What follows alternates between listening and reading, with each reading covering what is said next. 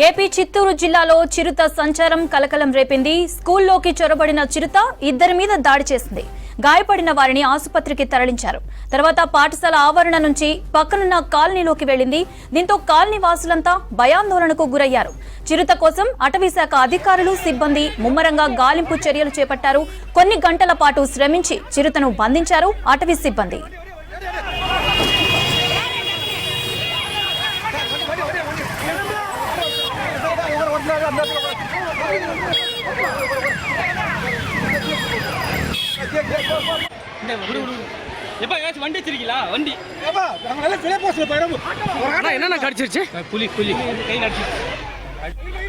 AP Chittoor జిల్లాలో చిరుత సంచారం కలకలం రేపింది.